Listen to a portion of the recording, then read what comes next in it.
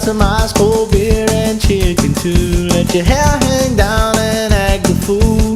Barbecue and drink a few.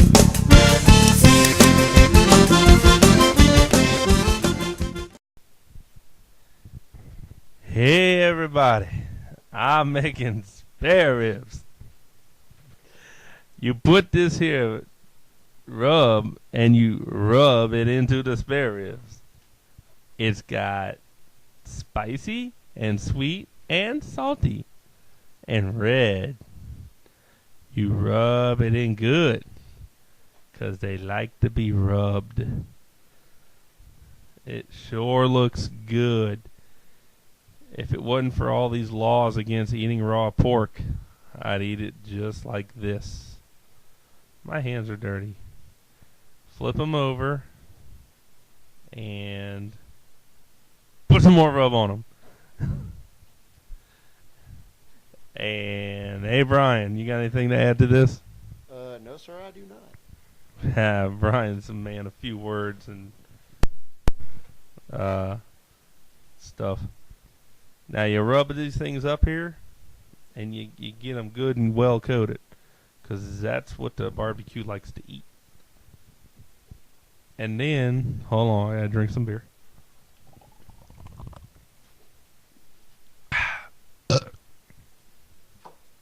You take, you're taking some Tony's for something. Oh yeah, I got more ribs to rub down. This one here is a whole spare rib.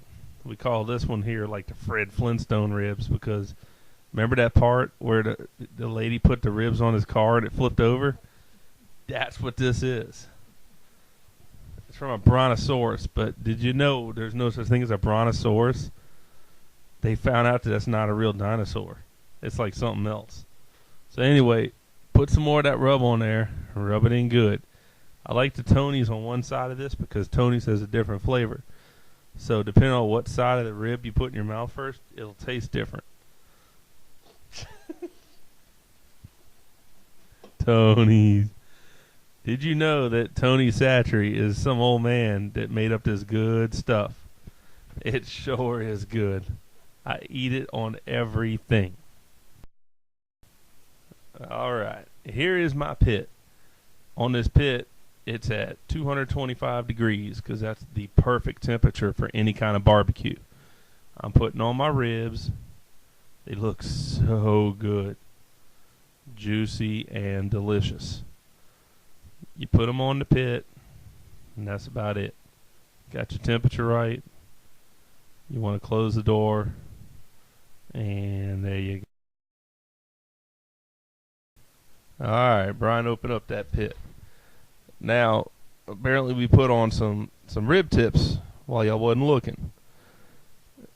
These rib tips are the tops off of the St. Louis cut style spare ribs. They're really good, but instead of bones they have cartilage like a shark. Now there's something in foil. And the rib tips, also I took the ribs and put them in a rib rack, which holds them vertical.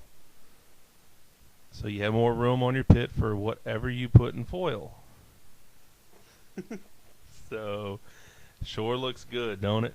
Don't you wish you had a pit like mine? Okie dokie Joe.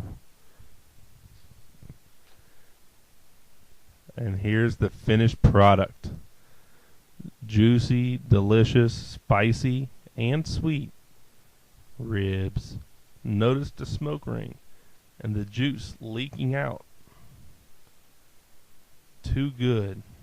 Perfect ribs every time. Follow my recipe and it'll be on.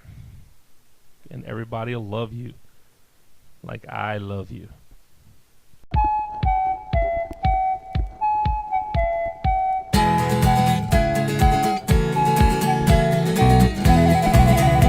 Das Wirtshaus und goldenen Sterne sah einsam und verlassen aus. Die Turmuhr schlug 12 in der Ferne, des Wirtes Tochter war allein zu Haus. Sie hockte zitternd hinterm Fenster, und blickte ängstlich in die Nacht. Ums Haus herum, da schlich ein Fremder, drum war sie plötzlich aufgewacht. Da gab's nen Knall, die Tür sprang auf,